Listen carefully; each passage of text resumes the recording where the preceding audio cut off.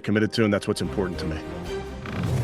Okay, so just to put this piece of it to bed, all of us sitting at this table think the notion that they're sabotaging him is ridiculous and not worthy of following up on. In fact, RC, I thought you described it very well in our meeting this morning, what it is they are and aren't doing. Yeah, what it is that they're doing is they're treating Shedeur Sanders like a fifth-round pick. Right? We're not covering every fifth-round pick in the NFL hoping that he gets an opportunity to be the starter on day one. We felt like, oh my goodness, they got a diamond in the rough. Shedeur Sanders fell to the fifth round. They felt like they evaluated him there, and that's where they picked him. And they're playing the guy that they picked in the third round over him because they evaluate him at a higher level than what they do Shedeur Sanders. And I get it. We were all frustrated. We all thought that the analytics, that the way we viewed the film said that Shedeur Sanders was a late first round, early second round pick. But that is not the nature of the position that he's in. There's a lot of players who feel like they should have been picked at a certain spot, should have been viewed in a certain way. But when you get on these teams, it's about developing the team, not doing what's individually best for a certain player. And that's what Kevin Stefanski has to do. And I get it. We want to say all the reasons why what's happening to him isn't right, but maybe we aren't right on the way that not only the entire NFL viewed him, but now the Cleveland Browns view him as well. So I think that's a reasonable amount to be said on that, right? The idea that a team drafted a player and is now sabotaging his development, candidly, is too ridiculous on its face to even pursue. Having said that, what does the tape show, Dan? What did we actually see? That the bad habits and some of the traits that we saw show up in college were very prevalent this past weekend against the Rams. Holding onto the football, catching the snap and not reading the defense, kind of evaluating what the defensive line is doing, and then trying to see if you can go make a play, and that's the concern. Okay, it's 1st and 10. They want a play-action double move at the bottom of the screen. The route doesn't win, and then the protection breaks down a little bit. You're taught as a young quarterback, protection breaks down, find the closest check down. It's right there, it's 1st and 10. He gets to like the 4th part of the progression backside that's not really part of it. Get the ball out of your hands. 2nd and 9. This is a spot concept up top. Flat, spot route, and a corner. It goes 1, 2 to 3. That defender tells you what to do with the football. If he goes out, you throw it inside. If he goes in, you throw it outside. He goes out. That ball should go inside right now, and then it's 3rd and 2 and 3rd and 3. But he just predetermines the throw. Motion man is the guy who's going to get the football. This is playing fast. He's going to be wide open in the NFL. Ball has to come out right now with the anticipation. Shedeur moves slowly, kind of trying to see what's going on, and then that creates that sack fumble. So a lot of the stuff that we just saw in college is a big deal. This ball gets snapped at the 48-yard line. Defense has won the rep. Play is dead. Throw the ball away. Yep. It's 1st down. But instead we run, and it's a 2.5, 3-yard loss. So instead of being 2nd and 10, we're 2nd and 13. We're dead. Again, here's the opportunity to throw the juke route. Hold, scramble. So some of those things that I was and others were concerned about on the college tape showed itself again. This is not the end of the world, though. This is part of his development in becoming a potential starting quarterback. Greeny, that's exactly right. Like, if you said it was an A- against the Panthers, that was probably a C-. I agree with what Dan saw as well. But that's a rookie quarterback development. And look, likely he's not going to be the backup. But what I would be telling to Shedeur and Dillon Gabriel is, guess what? This is in pencil. So every week matters, every practice matters, every quiz matters. And a lot of those things can and should get cleaned up. Let me say, yes, I agree with that.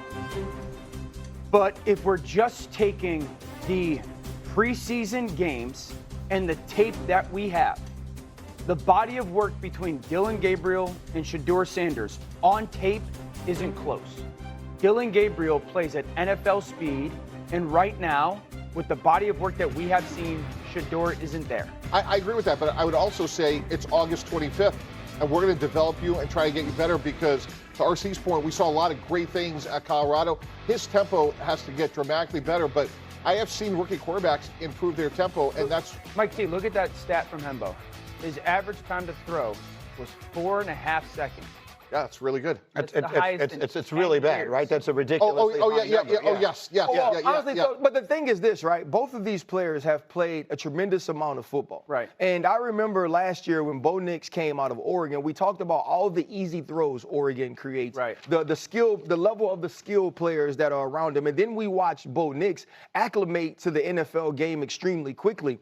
I see a lot of those same traits in Dillon Gabriel. He gets the football out of his hands. He takes the throw that's available to him. He plays on time. And part of whether or not you get an opportunity to get on the field is the people that you're competing against. And I don't mean this in any disrespectful way to Shedeur, because I'm not only a fan, it's somebody I want to see succeed. He doesn't play this year unless everybody gets hurt. If all of these players don't get hurt, I expect that they all get an opportunity to start a game before Shedeur Sanders. Let me get Shefty in here. So what should we now expect? The preseason is now over. How do you see the quarterback room looking in Cleveland?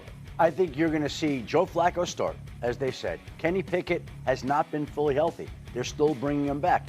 It would seem to me, based on that Dillon Gabriel very well might be the number 2 quarterback for the Browns' opening game against the Cincinnati Bengals. And again, all this talk about Shedeur, we might not see any more tape of Shedeur until late in the season, if we see any more at all. The next tape we might get on him might be in training camp 2026. And remember this, too. All the people talking about the sabotage because of the offensive line he played with, he played with the offensive line that is set on the same tier of the depth chart that he is because he was a 5th-round pick. Correct. The part of the reason for the disconnect is that we view him a certain way, and what has been demonstrated is that for the most part, all 32 NFL teams view him differently from that. Coming up, the dress rehearsal. And we're 10 days away from kickoff of the NFL season. The Browns release quarterback Tyler Huntley ahead of tomorrow's roster cut-down deadline. The Browns plan to carry 4 quarterbacks heading into the season. That, of course, includes Shedeur Sanders. He struggled a bit on Saturday. A lot of talk about how the Browns handled Sanders on Saturday, which led to this pointed question to Coach Kevin Stefanski.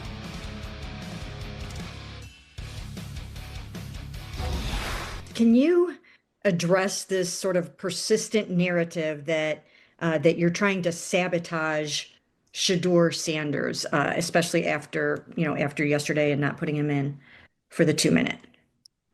Yeah, obviously, I don't concern myself with outside type of things, but I'm committed to his development, just like all of our rookies. So we'll continue to focus on getting our guys better, and that's what we'll stay committed to, and that's what's important to me.